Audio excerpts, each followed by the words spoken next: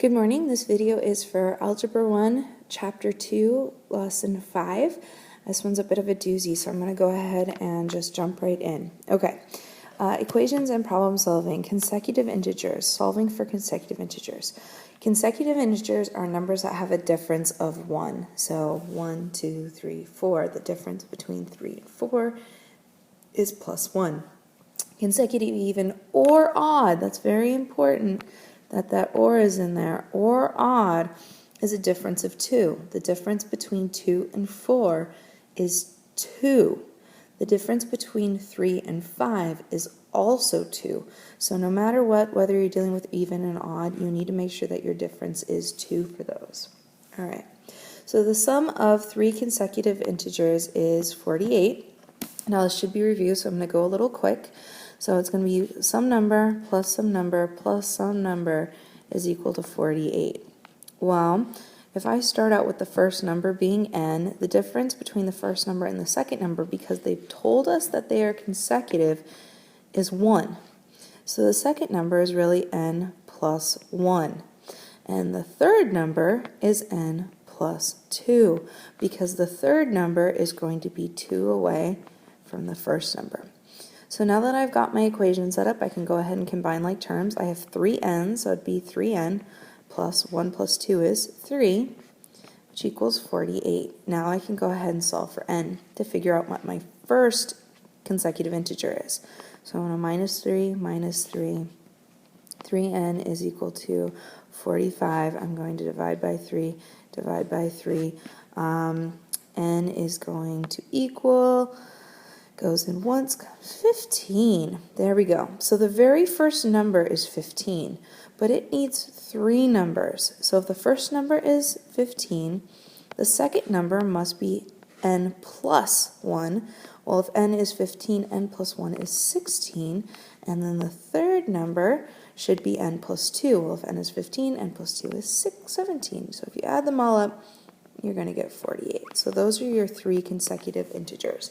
And again, if you're dealing with odd or even, this would be a 2, and that would be a 4, and then the next one would be 6, 8, 10, 12. You get the idea? Again, depending on the number of integers you actually need. All right, next slide. We're going to be dealing with distance, rate, time problems, which can be crazy because you might not, setting them up is not very intuitive, which is why understanding the 3 different types is very important. The first type is same direction travel. Basically, we have one group that takes off and then, or either canoe, airplane, train, and then another group follows sometime later. Okay? So in the same direction travel, a group of campers and one group leader left a campsite in a canoe. They traveled at a constant rate of 10 kilometers per hour. And constant rate just means uniform motion, means they're going basically the same average speed the entire way. All right? And then 2 hours later, the other camp leader left the campsite in a motorboat. He was traveling at a constant rate of 22 kilometers per hour. And the question that we're trying to figure out is how long after the canoes left, or the canoe, did the motorboat catch up? Well, if the canoe is traveling at a rate of 10 kilometers per hour, we need to know how long it took them to catch up going the same distance as the motorboat, okay? Well, the motorboat is going 22 kilometers per hour, and we don't know how long it took, but we do know that they left 2 hours later. So basically, we're going to go ahead and make that time as x. It's 2 hours later, okay? So the time is going to be the same from where the canoe is when the motorboat takes off. But because we have to then include this difference in time, that's why we subtract 2 here, okay? Now, if the boat left 2 hours before the canoe, but we still wanted to compare it to the canoe, we would add 2. Okay, but we'd add 2 to the canoe, not to the boat, okay? But they're basically going the same distance, okay? Because we want to figure out from the campsite where they meet up. So these are actually equal. And since we know that rate times time equals distance, and the distances are the same, we can actually set up the two rates and times for the canoe and the boat, and we can set them equal to each other. So for the canoe, we're going to make it C and B, C for the canoe and B for boat. The canoe was 10 times x because it's the rate and the time. And the rate and the time is going to give us the distance, but since the distance is equal, the rate and the time for the canoe equals the rate and the time for the boat. So the boat has a rate of 22 and has a time of x minus 2. All right? So we have an equation now. We can go ahead and solve this sucker. All right, so 10 times x is 10x.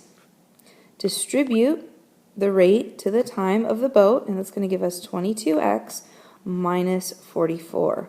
Now, I'm going to tell you guys that you might get confused because you're like, oh, I'm getting negative things, and that doesn't seem right. Don't stress. Just go ahead and solve the equation, and you might find that that negative disappears a lot quicker than you think. So let's go ahead and keep going.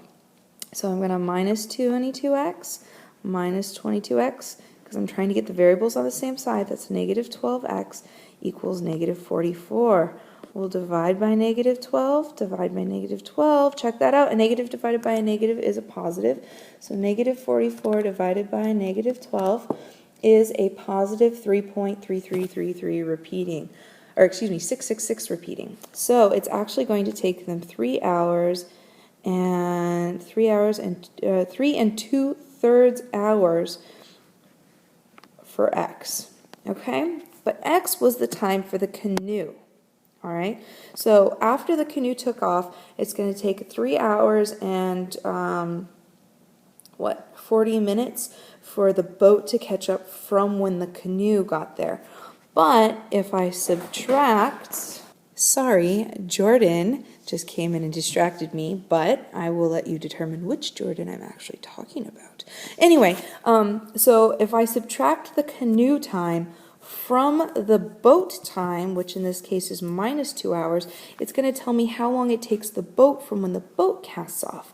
So 3 hours and basically 40 minutes minus 2 hours is 1 hour and 40 minutes from when the boat took off. Okay?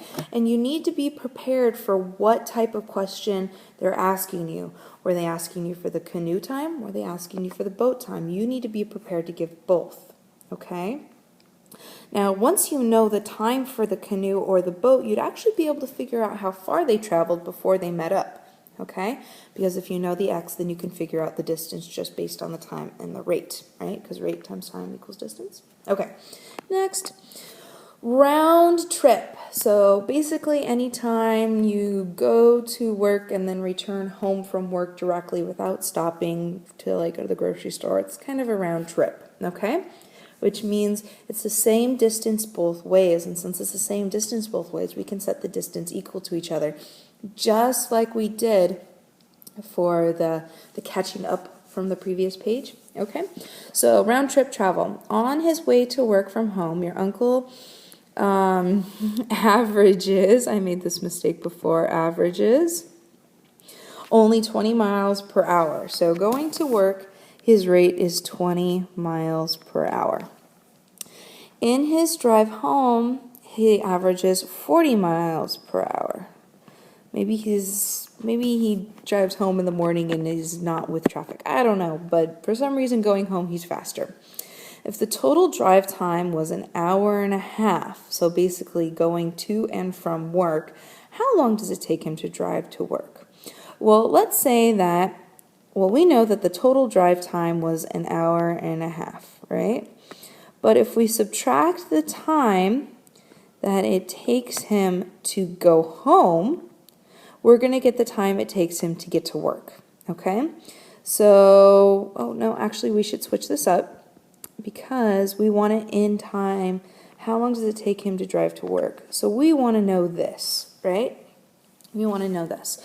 But if we take the amount of time it takes him to drive to work and subtract it from his total drive time, we're going to get the time it takes for him to drive to work. The only thing is the distance is the same, and we're going to assume that it's exactly the same. all right? In most real world situations, it would not be the same, but we're just going to make this assumption, okay?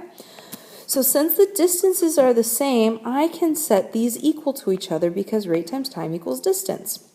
So we're going to have the to work side and the to home side, all right? And just remember, rate times time, so we're going to have 20 times x is equal, because the distance is the same, to 40 times 1.5 minus x, okay?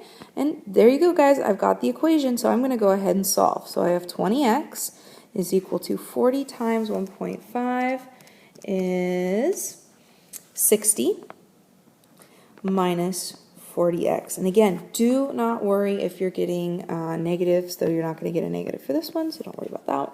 So we're going to add 40x, and we're going to get 60x is equal to 60. Oops, 60. So I'm going to divide by 60, x equals 1. Well, if x equals 1, hour, because remember what x was time, 1 hour. It takes them 1 hour to drive to work at 20 miles per hour. He only works 20 miles away. That's insane, okay? But if it takes him 1 hour to get to work and his total drive time was 1.5 hours, how long does it take him to get home? Well, it only takes him 30 minutes because 1.5 minus 1 is 0.5. 0.5 of an hour, or half of an hour, is 30 minutes. So just be aware again, if we asked him how long does it take him to get home, then you could switch it up. Okay, last slide. I swear this is just a long lesson, guys, so bear with me. All right, opposite directions, all right? This one's really good for train travel and car travel. Basically, you're going to see these a lot, okay? So Sarah and John leave Perryville traveling in opposite directions on a straight road. Sarah drives 12 miles faster than John. So there, right there is a rate difference, a rate comparison. So we need to pay attention to that. Then John.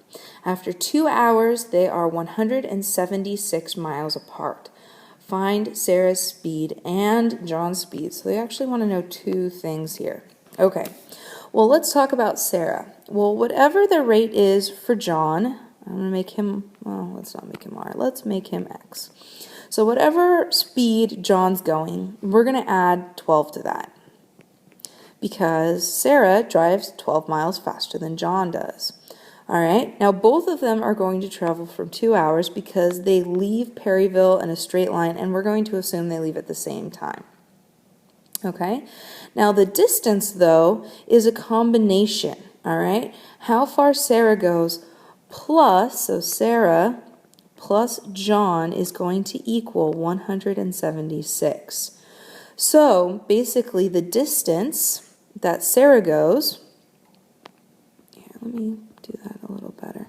So the distance that Sarah goes is going to be S, and the distance John goes is J, but S plus J is equal to 176. So if I multiply these things together, I'm going to get Sarah's rate times time equals Sarah's distance, and John's rate times John's time is going to give John's distance. So I'm going to multiply these together and then add them to get the final distance. Okay, so here we're going to have the rate times time. So Sarah was X plus 12 times 2. And then John was, I'm going to do John in blue. John was 2 times X, or X times 2. And together, their two distances based on the rate and time is going to give them 176. So I'm going to distribute. We've got 2x plus 24 plus 2x equals 176. Combine like terms, 4x plus 24 equals 176. Minus 24 minus 24. I'm trying to go fast. It's going to be 2, 5, 1. And that's going to be 4x equals, because I still have the 4x, divide by 4, divide by 4. 152 divided by 4 is 32. X equals 38. Read my calculator wrong. Well, what was X? X was John's rate right there. So John is going 38 miles per hour, which means how fast was Sarah going? Well, Sarah was going 12 miles faster, so 12 plus 38 is going to give me 50. So Sarah was going 50 miles per hour. All right, well, neither of them are breaking land speed records, but you know what? Whatever. All right, that's it. Sorry this was so long, but I know this lesson's a doozy for most people. But try using these tables to help you guys set up stuff. All right, bye.